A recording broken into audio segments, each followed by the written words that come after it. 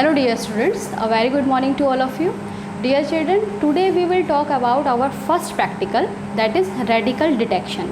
Okay, and this practical is also known as qualitative analysis. Okay, so first we will talk about the objective, means what you have to do in this practical. So in this experiment, first of all you will get a inorganic salt. Okay, and in that inorganic salt you have to detect one cation and one anion. So this is the objective of this practical, means you will get an inorganic salt, and in this salt you have to detect one anion and one cation. Okay, this is the objective. Now we'll talk about the inorganic salt. What is inorganic salt? So inorganic salts are the species formed by the reaction of inorganic acid and inorganic base. For example, NaOH, which is inorganic base, reacts with inorganic acid, forms inorganic salt and water. So here NaCl is inorganic salt. Okay. And in this inorganic salt, as you can easily observe, that this is anionic part and this is cationic part. So this anionic part comes from acid, as chloride ions are present only in the HCl. Okay, so chloride ion comes from acid, that's why anions are known as acidic radical. Okay, similarly, as cationic part comes from base, so that's why cations are known as basic radical. Okay, now actually the detection of cations and anions in this practical based upon the qualitative changes. Okay, qualitative changes means the changes which we can easily observe by our senses, like change in color, characteristic smell, formation of precipitate. So these are some examples of qualitative changes by which we can easily observe the presence of anion and cation. Okay, so actually all the cations and all the anions which you have to detect in this practical are classified in a particular way to provide the ease for this practical. Okay, so in today's video I will tell you about the anions only. Okay, so what I am going to tell you, that how anions are classified and which chemicals we can use for the detection of anions. Okay, so let's start.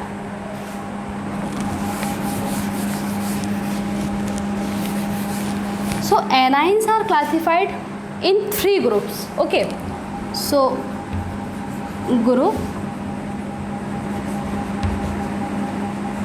reagent, observation and anion.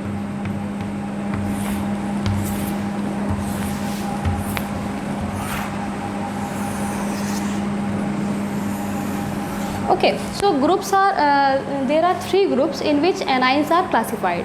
So first of all, when you get your inorganic salt, initially you don't know that which anion is present in your given salt and from which group it belongs. Okay, so definitely we have to start our practical from the very first group. Okay, so in this case, in first group anions are present carbonate, sulfide, nitrite and acetate. Okay, so these are some anions which are present in first group, and for these anions, or you can say for the detection of first group, you can use dilute HCl or dilute H2SO4. Okay, so these chemicals are known as group reagent for first group, the chemical by which we can detect the presence of group is known as group reagent. Okay, so as by using dilute HCl and dilute H2SO4 we can detect the anions of first group, so that's why this is the reagent of first group. Okay, now I will tell you about the qualitative changes. Which qualitative changes you will get in this case? So in this case you will observe evolution of gas and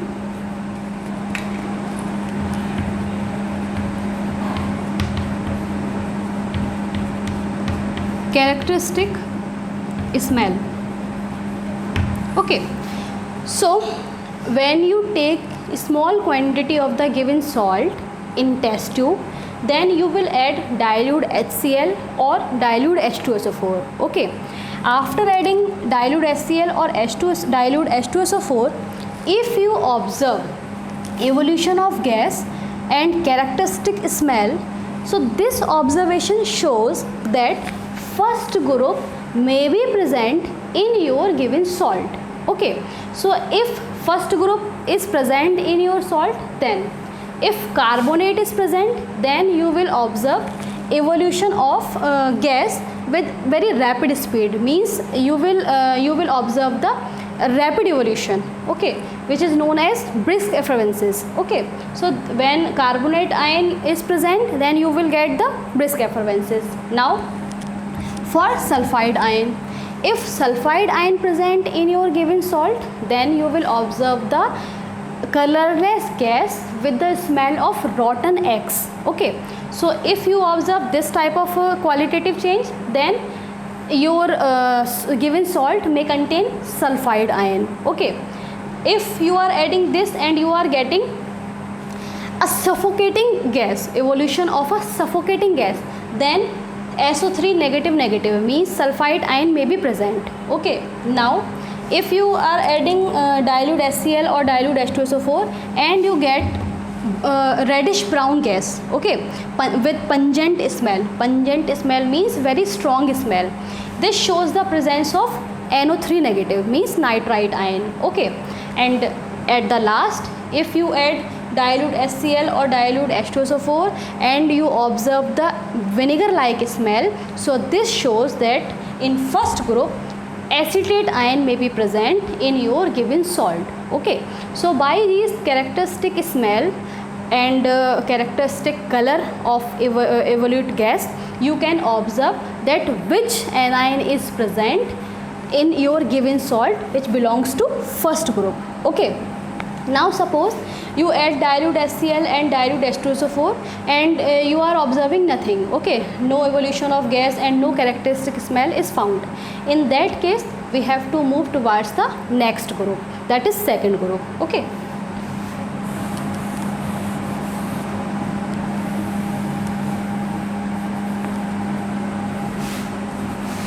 so in second group reagent is concentrated H2SO4, and again you will observe the same qualitative change, and the anions present chloride ion, bromide ion, iodide ion, nitrate ion and oxalate ion. Okay, so these are the ions present in second group, and this is the group reagent for the second group. So now when you add concentrated H2SO4 with the small quantity of given salt and you observe a colorless gas with pungent smell, okay, this shows the presence of chloride ion, right?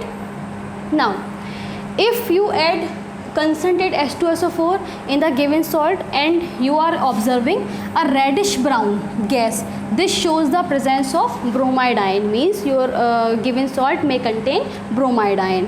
Again after adding this, if you observe violet gas, evolution of violet gas, this shows the presence of iodide ion.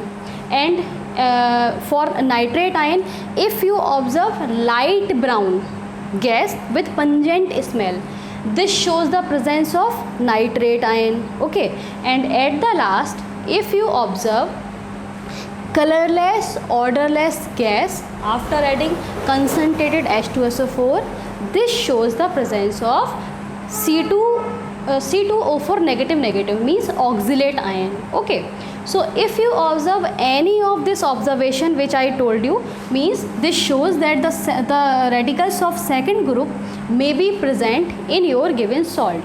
Now suppose after adding concentrated H2SO4, you found nothing, means no characteristic smell and no evolution of gas. So this shows that second group is also not present in your given salt.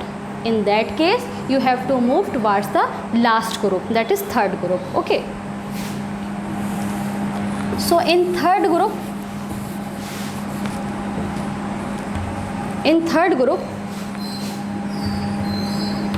two anions are present, sulfate and phosphate, and for both these anions we have to use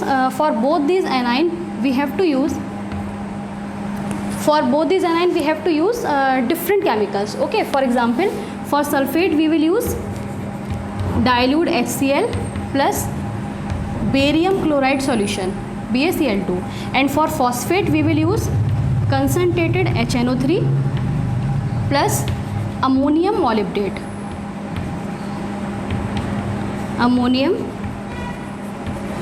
Solution. Okay, so when you add dilute HCl and BaCl2 in your given salt and you observe white PPT, okay, white precipitation, so this shows the presence of sulfate ion.